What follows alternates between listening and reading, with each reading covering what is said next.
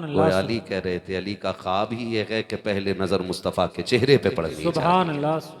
हाँ, पूरी जिंदगी मौलाए कायनात ने हुजूर की खिदमत में गुजारी। आप तारीख का ये बाब देखें, 4 साल की उम्र शरीफ मौलाए कायनात मौला अली की थी, कहत पड़ गया मक्के में।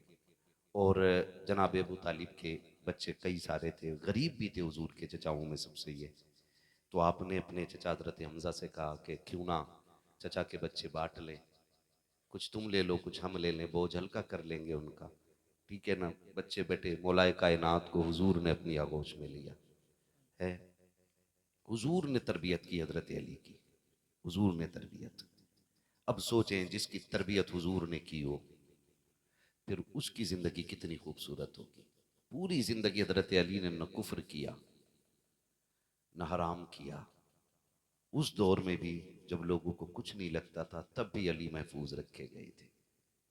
हुजूर की तरबियत हुजूर की बारगाह में रहे। और तारीख गवाह है, हजरत अली 10 साल की उम्र में इस तरह बात करते थे जैसे 70 साल के बूढ़े बात करते हैं। क्योंकि ये कमाल था हुजूर की दरसगाह का। आज लोग बातें करते हैं ना, बड़ी तेजी से राफजियत भी बढ़ रही है ना। लोग कभी कभी एक ही नाम लेके दौड़ जाते हैं, कहते नहीं नहीं जी वो उन्होंने हक मारा था, उन्होंने उनकी कुर्सी छीनी थी और उन्होंने खातून जन्नत को गाली दी थी। मैं कहता हूँ अबू बकर उमर के खिलाफ भौंकने से पहले सोच लिया करो तुम किसके बारे में बात कर रहे हो। तुम उनके बारे में बात कर रहे हो जिनको हुजूर ने अपनी दरसगाह में बैठा के पढ़ाया था। शागिर्द गलती करता है, उस्ताद जिम्मेदार होता है ना। तो फिर अगर गलती कहोगे अबू बकर सिद्दीक की है, तो फिर जिम्मेदारी किधर जानी है। तो खुदारा अल्लाह हमारी नस्लों को इस तरह के फितनों से महफूज रखे। आमीन। शुक्र है हमें अपने बरेलवी होने पे नाज है। हम सिर्फ अहले बैत से प्यार नहीं करते, हमें हुजूर के सहाबा से भी प्यार है, हुजूर के अहले बैत से भी प्यार है। सुभान अल्लाह, सुभान। हाँ, सहाबा दिल की ठंडक हैं तो अहले बैत हमारी आंखों का नूर है। बेशक। आंखों का नूर है अहले बैत, याद रखिएगा।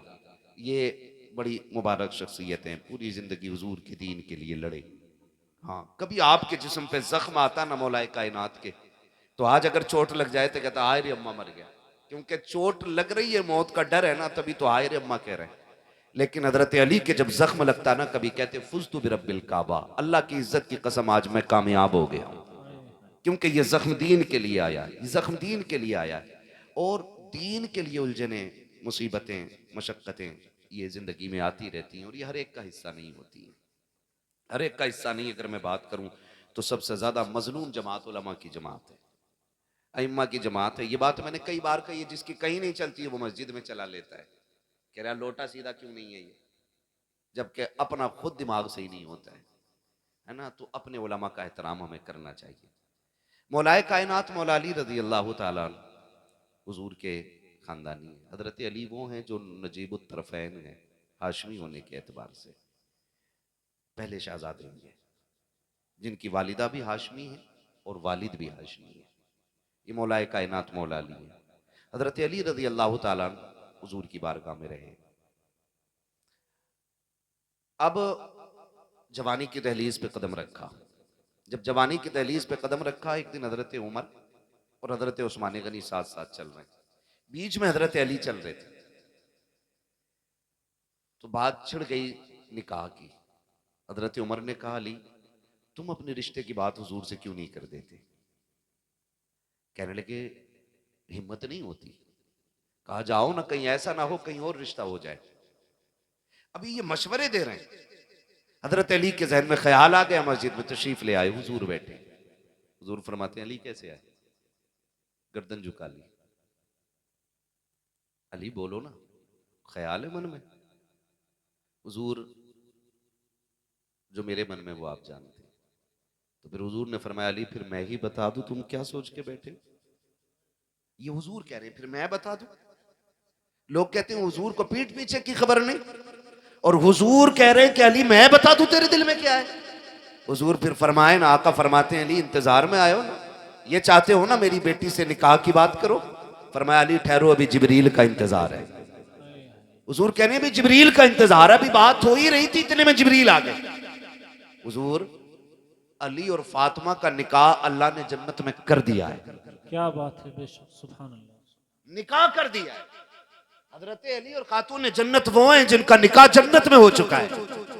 ये दो वो हैं जिनका निकाह जन्नत में हुआ। का हुजूर रब ने जन्नत में निकाह कर दिया है। अब आप भी अपने जो उसूल है दुनिया के वो पूरे फरमा दें। हुजूर उठ के जाने लगे। अब जरा सुनना, जब हुजूर उठ के जाने लगे ना तो हजरत जिब्रील कहते हैं आका किधर जा रहे हैं? का बेटी से भी इजाजत लेनी है। हुजूर रब ने तो कह दिया है ना, निकाह कर दिया है। का मैं भी जानता हूं, होना भी वही है जो रब ने किया है। का फिर का सिर्फ बेटी को रुखसत नहीं करना है, उम्मत को भी एक सबक पढ़ाना है। उम्मत को भी एक सबक पढ़ाना है। हुजूर उठे और खातून जन्नत की तरफ पलटे, अपने घर तशरीफ ला रहे हैं सरकार। आज मैं पूछना चाहता हूं, हमारे बेटे जवान होते हैं ना तो रिश्ता करने से पहले 10 बार पूछता है। बीवी से कहता है इससे पूछ के आना, खाला की लड़की से कर दिया रिश्ता, राय है कि नहीं है, नाराज तो नहीं है। वो कहते था पसंद नहीं है तो पलट देते, वो हाँ कर दे तब जाके रुकते। लेकिन कभी बेटी से पूछने की नौबत नहीं आई, कभी पूछा ही नहीं बेटी से। हालांकि हक है बेटी का, जिंदगी उसे गुजारनी है। आज कई लोगों ने ऐसी जिंदगी तबाह की बच्चों की। का क्या करें, दादा जबान दे के मर गए थे। मरा ही क्यों था भाई जबान दे के? हाँ, दादा ने कह दी थी कि फला के बेटे के भोलू के कलवा से करनी है इसकी शादी, वो मर गया कह के। अब भोलू का कलवा बन गया शराबी। ये कंडीशन हमारी है।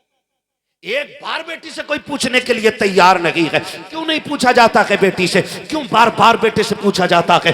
वजह सिर्फ इतनी होती है कि बेटा निकाह के वक्त भी सेरा फेंक के भाग सकता है, खाते वक्त भी इनकार करके जा सकता है, निकाह के बाद भी तलाक दे सकता है। ये बेटे की दहशत होती है बाप के अंदर कि बार बार पूछता है, अगर ये राजी होगा तब बारात जाएगी। आखिर बेटी से क्यों नहीं पूछा जाता है? सिर्फ इसलिए कि बेटियां बाप की इज्जत के लिए मर जाया करती हैं, लेकिन बाप की पगड़ी पे आंच नहीं आने देती है, इसलिए बेटी से नहीं पूछा जाता है। मैं गलत नहीं कह रहा हूं, तो मैं कितने रिश्ते दिखाऊंगा। बेटियां हसीनों महजबीन होती हैं और घर में आने वाला दूल्हा बन के काला और काना भी होता है, फिर भी बेटियां हवाले कर दी जाती हैं। मुझे बता तो सही, अगर बेटे का ख्वाब ये होता है मुझे हूर परी चाहिए, तो हूर परी का ख्वाब क्यों नहीं होगा कि मुझे भी शहजादों वाला बेटा चाहिए? वो क्यों नहीं चाहेगी? लेकिन हमने बेटियों से हुकूक छीन लिए सिर्फ इस वजह से कि बेटियों पे कोई फर्क नहीं पड़ता है। बेटी को काने के साथ कर दो तब भी गर्दन झुका कर रह लेती है, बेटी को शराबी के साथ भेज दो तब भी बाप की इज्जत पे आंच नहीं आने देती है।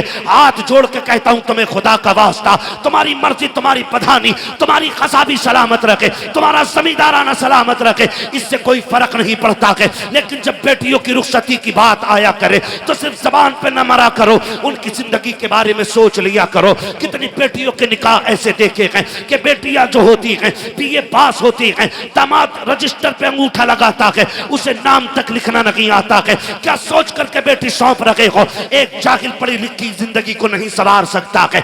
एक पढ़ी लिखी जिंदगी के लिए लाजिम है कि उसका जीवन साथी भी पढ़ा लिखा होना चाहिए। लेकिन कहते मौलाना तू क्या जाने, हम तो प्रधान का बेटा देख के आए हैं, 40 बीघे जमीन है, औकात में रखो। 40 बीघे नहीं, हमने सैकड़ों बीघे बिकते देखी है। अल्लाह जब तबाही मुसल्लत करता है तो हजारों बीघों में आग लग जाया करती है, और खुदा जब बरकतें देता है तो रक्षा चलाने वाले का बेटा भी IAS बनता नजर आता है, IPS बनता नजर आता है। ये तेरी ताकत और तेरे मंसूबों से नहीं, बल्कि खुदा की कसम अल्लाह खुद ये कहता है मेहनत तू कर ले, तदबीर तू कर ले, फैसले तकदीर बदलने के हम कर डाले। बेशक बेशक, सुभान अल्लाह अकबर, या रसूल अल्लाह, जिंदाबाद जिंदाबाद, ताजुश शरियत ताजुश शरियत। मेरी कौम, सुभान। मैं नौजवानों से गुजारिश करूंगा खुदारा मेहनत करें, हलाल की दौलत कमाएं। अमीर बनना बुरा नहीं, दुआ करें अल्लाह अमीर बना दे। आमीन। ये मांगा करो दुआएं, इसलिए कि जब अमीर बनोगे तो किसी पे बोझ नहीं बनोगे। अल्लाह इतना अमीर बना दे कि उम्मत का बोझ उठाने लग जाए हम लोग। बेशक सुभान। ये दुआएं मांगा करो। आज ना हमारा नौजवान बाल की कटिंग, कुत्ता कटिंग कटा के ना 4 इस चौक में बैठे हैं, 4 उसमें बैठे हैं, 3 वहां बैठे, कोई काम ही नहीं है, खाली मोबाइल चला रहे हैं 12 घंटे, है ना? ना करो ऐसा, पढ़ो और आगे बढ़ो। इतने अच्छे हो जाओ कि तुम किसी पे बोझ ना रहो, किसी का बोझ उठा सको। ये लाजिम है। हाँ, दौलत कौन सी बुरी है? दौलत वो बुरी है जो अल्लाह रसूल की राह में खर्च ना की जाए। अमीर होना बुरा नहीं है। अल्लाह ने अमीर गरीब का जो सिस्टम रखा है ना, ये निज़ाम में है, ये निज़ाम में। कुछ जगह अमीरों से काम चलता है तो फिर अमीरों का काम गरीबों से भी चलता है। कोई ऐसा नहीं अगर अमीर सोचे मैं यूं ही बैठे बैठे मर जाऊंगा और ऐसे ही सारे काम हो जाएंगे, नहीं नहीं, ऐसा नहीं है। हाँ, कब्र खोदने के लिए आपको वो बंदे तलाश करने पड़ते हैं जो जी 500 300 800 में कब्रें खोदते हैं। जी जी हक बात। हाँ, गलत नहीं कह रहा हूँ। मुझे बताओ गुस्ल देने के लिए कितने अमीर आगे आते हैं? अमीर तो मैयत में भी यूं चुटकी मार के दाएं खड़ा रहता, धब्बा ना लग जाए। लगेगा बेटे एक दिन जब लेटोगे ना कब्र में, फिर सारा मिट्टी में होना ये कफन तो, हक बात। है ना। तो फिर ये जरूरत है, ये जरूरत है। ना अमीरी बुरी है ना गरीबी बुरी है, जिस हाल में अल्लाह रखे उस हाल में उसका शुक्र अदा करना है। बेशक सुभान अल्लाह। लेकिन लफंगई सबसे बुरी है, आवारगी सबसे बुरी है, थलुआपन सबसे बुरा है ना। लेके बैठे मोबाइल ही बैठे तो चल रहा है ना। वो कटिंग ऐसे छज्जा मार के चल रहे, और तो देखो ना, तो फिर रुकता थोड़ी है। बातें बहुत सी होंगी, बस नौजवानों इशारों में समझ जाओ। पढ़ोगे तो आगे बढ़ोगे, तालीम हासिल करेगी, कौम वो गलबा पाएगी जिसके हाथ में कलम होगा। और हैरत होती है, हुजूर की उम्मत तो वो उम्मत है कि जिसको पहला पैगाम ही इकरा का मिला था। पहली आयत, ये हुफाज कुर्रा बैठे, ये दीन के जिम्मेदार लोग बैठे हुए सारे, इनसे पूछिए सबसे पहले जो हुक्म आया है ना, वो इकरा का आया है। बेशक बेशक बहुत। नारे तकबीर, अल्लाह अकबर। नारे रिसालत, या रसूल अल्लाह। नारे गोश। या या गौस। सुभान अल्लाह सुभान। ये पहला हुक्म हमारे लिए आया कि पढ़े हम, लेकिन पढ़ते ही नहीं। पढ़ो आगे। माफ कीजिए, मैं जानता हूं कि पलसाने का ताल्लुक सियासत से बड़ा गहरा है। हाँ, यहाँ सियासी लोग बनते नहीं, पैदा होते। मगर मैं एक बात कहूं, सच्ची बात यह है, आज हर जगह पुलिस वाले खड़े हो जाते हैं ना देने की जगह भी हम पैसे देते हैं। क्यों? क्योंकि हमें कानून नहीं आता। और कानून क्यों नहीं आता? क्योंकि हम पढ़े नहीं, पढ़े ही नहीं। तो हम तालीम हासिल करें और अपना हक लें। अब बम बारूद और लठ का दौर नहीं, अब कलम का दौर है, कलम का दौर है। तो होता क्या है, बच्चियों का जो निकाह ना, कभी कभी पढ़ी लिखी बच्चियां जाहिल के कहा, क्योंकि अब्बा ने कह दिया था, अम्मा कह गई थी कि मेरे भतीजी लेके आना। अम्माएं बड़ी भांजियां मांगती, खुदारा देखभाल के ख्याल के साथ फैसले किए। हुजूर उठे, बात लंबी हो गई, हुजूर उठे, घर गए, खातून जन्नत बैठी हैं। बेटी, जी अब्बा। अली आए दरवाजे पे। हुजूर क्यों? का तुम्हारा रिश्ता मांगने के लिए। क्या ख्याल है? सुना ना, चीख निकल गई खातून जन्नत की। अब्बा ये बातें माएँ पूछती हैं, आप पूछ रहे? बेटी कहां से लाऊं खदीजतुल कुबरा। खातून जन्नत खामोश हो गई। जिसमें आपकी रजा उसमें मेरी रजा है। फिर हुजूर आए, अली बताओ निकाह करना है? इजाजत हो तो फिर बेटी से तुम्हारा निकाह कर दिया जाए। हजरत अली कहते, हुजूर मेरे बाप भी आप हैं, मेरी कुल कायनात आप हैं, आप मुझसे पूछ रहे, जैसे आपकी मर्जी है उसमें ही अली की मर्जी है। बेशक सुभान अल्लाह। फिर हुजूर बेटी का निकाह फरमा देते। निकाह के कुछ दिनों के बाद फिर बेटी की रुखसती की बारी आई। अल्लाह सलामत रखे, खुदा हर बेटी का नसीब अच्छा करे, हर बेटी का नसीब अच्छा करे। मेरे नबी ने कहा था, फातिमा तेरे जोड़े के लिए जमीन पे अली से बेहतर जवान नजर नहीं आया है। बेशक। अब देखना, ये यहाँ पे बहुत सारी बातें निकल आएंगी कि वहां दौलत देखी थी हुजूर ने। अली तो वो है जिसका अपना घर तक नहीं था, मेहर के लिए पैसे नहीं थे। वो अली जिसके घर में कई कई फाके थे, लेकिन हुजूर कहते अली से बेहतर जवान नहीं। हुजूर कहते फातिमा अली गरीब जरूर है, लेकिन अली वो है जो मुस्तफा का भी प्यारा है और खुदा का भी प्यारा है। बेशक सुभान अल्लाह। ये है असल चीज। अली वो है जो खुदा का भी प्यारा है और मुस्तफा का भी प्यारा है। ऐसा रिश्ता तलाश करो जिसमें रब रसूल की रजामंदी शामिल होनी चाहिए, रब रसूल की रजामंदी शामिल होनी चाहिए। वरना दौलत क्या है, एक फोड़ा अल्लाह निकाल दे तो सारी जमीन बिक जाती। जी हमारी क्या औकात है भाई? अगर एक हड्डी का ला देना, पूरी कौम मिलकर के दूसरी हड्डी पैदा नहीं कर सकती है उसके बदले। क्या वजूद है हमारा यार? कुछ भी तो नहीं है।